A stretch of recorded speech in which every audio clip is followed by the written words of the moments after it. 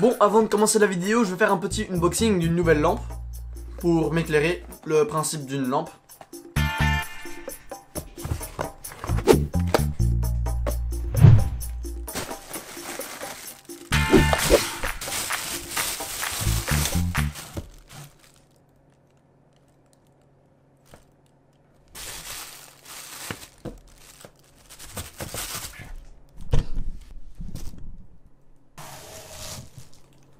Sérieux.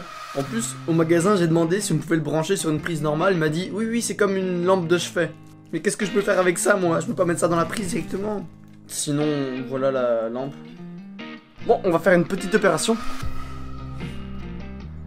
Ok, donc on a fini d'arranger la lampe, mais pour l'instant, c'est la lumière naturelle et ça, c'est la nouvelle lampe. Et j'ai aussi rajouté une petite lampe juste là pour donner une petite ambiance sympa, mais bon. Bref, aujourd'hui, on va parler de transition.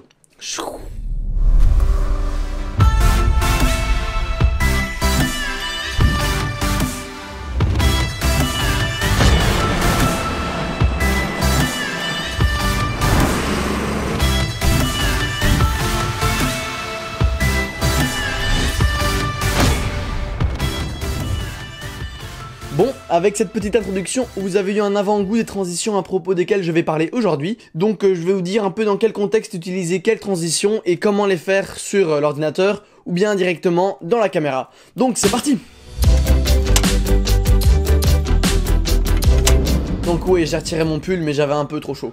Bon, bref, donc comme vous avez vu, la première transition, c'est la transition de rotation. Donc cette transition-ci, c'est une transition qu'on utilise souvent pour les vlogs, pour passer d'un moment à un autre. Vous allez me dire, toutes les transitions sont faites pour passer d'un moment à un autre, mais celle-là, c'est pour le faire d'une manière plus fluide et plus continue. Par exemple, on est en ville, on est occupé de parler à sa caméra, puis on dit, bah, on va se retrouver à la maison. Et hop, on fait la transition et on se retrouve à la maison. Elle est bien pour passer d'un moment à un autre de manière plus fluide et pour marquer la transition. Parce que si on fait une bête coupure, ça marque pas suffisamment la transition et ça peut faire parfois un peu bizarre. Là, ça passe vraiment d'une manière fluide d'un moment à un autre. Donc cette transition-ci, elle est vraiment très facile, c'est une des plus simples. Elle consiste juste à la fin de sa phrase à tourner la caméra et au début de la phrase suivante qui sera à l'autre endroit, hop, on commence en tournant la caméra vers soi. Après ça, dans le logiciel de montage, on coupe dans le flou du mouvement à la fin et au début, on les met l'un après l'autre et hop, c'est tout à fait fluide et ça fait une chouette transition pour les vlogs.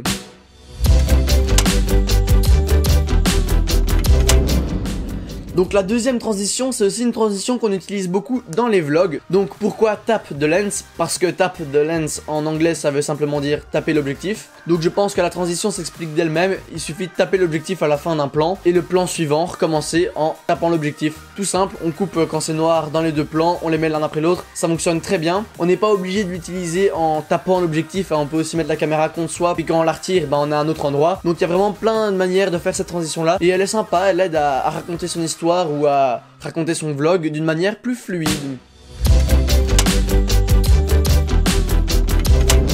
Donc la troisième transition, vous la connaissez sûrement, c'est la transition zoom in ou zoom out. Donc la transition consiste à zoomer d'un plan à un autre. On l'utilise souvent pour les cinématiques, mais il faut surtout pas trop l'utiliser parce qu'on a tendance à vraiment l'utiliser très souvent. Je suis coupable, j'utilisais vraiment cette transition tout le temps, mais maintenant il faut essayer de réfléchir un peu plus loin quand on la fait et à la faire au bon moment. Par exemple, si on zoome entre deux plans qui n'ont vraiment aucun rapport, ça n'a pas vraiment d'intérêt. Par contre, si on a deux plans avec le même objet, mais un plan en close-up et un plan large, ben là c'est beaucoup plus intéressant parce qu'on peut zoomer directement sur l'objet et donc ça fait beaucoup plus de sens, ça fait une transition beaucoup plus fluide. Donc comment faire cette transition-ci dans le logiciel de montage? C'est pas si compliqué que ça. Premièrement, on met nos deux plans l'un contre l'autre, ensuite on ajoute un calque qui commence au milieu des deux plans et on le fait long de 10 images. Pour ce faire, on appuie sur Shift, puis on appuie sur la flèche droite deux fois, ça va avancer de 10 images.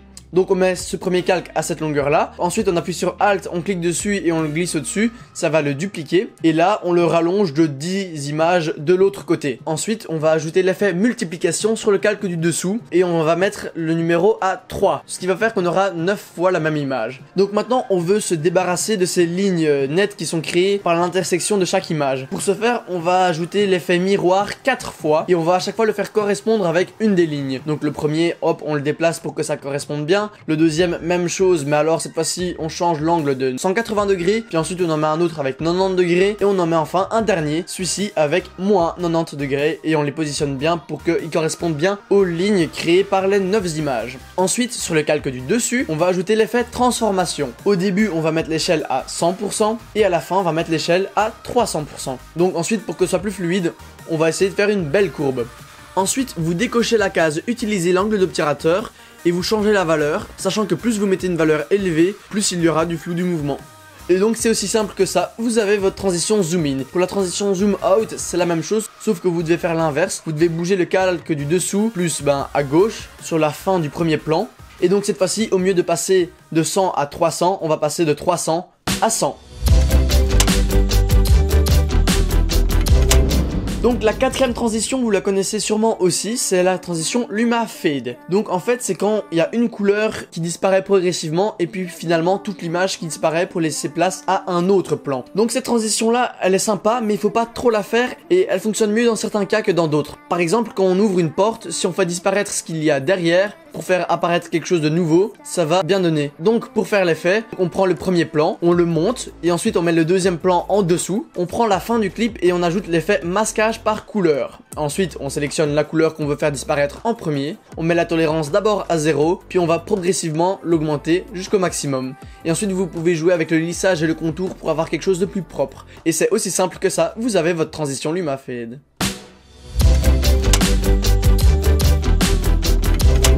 La cinquième transition, c'est la transition Motion Blur.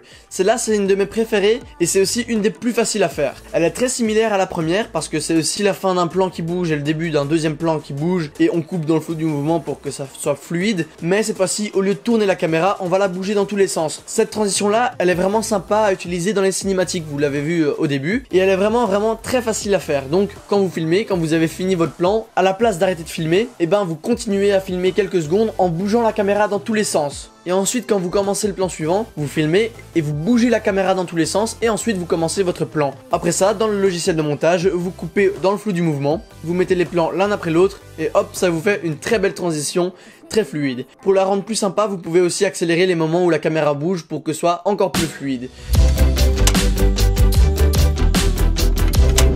La transition numéro 6, vous la connaissez aussi sûrement, c'est la transition par masquage. C'est quand un objet passe devant la caméra et en passant, fait apparaître un deuxième plan. Donc pour la faire, premièrement, vous filmez votre premier plan normalement et ensuite le deuxième plan, vous le commencez en passant derrière un objet, par exemple un poteau. Ensuite, dans le logiciel de montage, vous faites commencer le deuxième plan au moment où l'objet commence à apparaître sur l'objectif. Pour voir l'image en plus grand, vous pouvez mettre la taille à 10%. Là, vous créez un masque qui commence juste derrière l'objet. Et vous faites que le masque dépasse du côté où il n'y a pas d'image. Et donc vous pouvez aussi adoucir les bords pour avoir quelque chose de plus fluide. Ensuite, vous avancez de quelques images et vous bougez le masque à chaque fois pour qu'il suive l'objet. Et quand l'objet est passé entièrement devant l'écran, votre masque doit prendre la totalité de l'écran. Et c'est le deuxième plan donc qui va prendre la totalité de l'écran.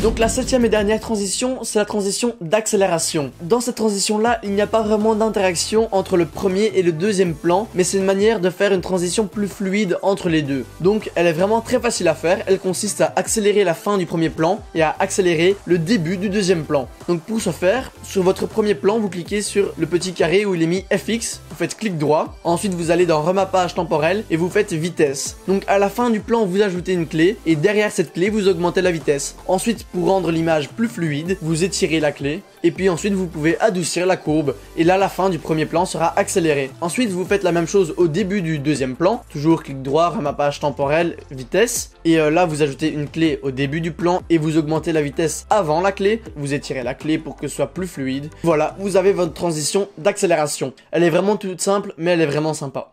Et voilà, vous avez vos 7 différentes transitions. Alors franchement, ça vaut la peine de les essayer. N'hésitez surtout pas à les utiliser dans vos différents montages, que ce soit des vlogs ou des cinématiques. Mais il faut pas non plus trop les utiliser. Utilisez-les à des moments appropriés. Mais franchement, essayez, soyez créatifs et faites des chouettes choses avec. Donc c'est ça qui va conclure la vidéo. J'espère vraiment qu'elle vous aura inspiré. Si c'est le cas, n'hésitez surtout pas à mettre un like, un commentaire, à vous abonner et à partager la vidéo. Ça me ferait extrêmement plaisir. Et moi sur ce, je vous dis à la prochaine.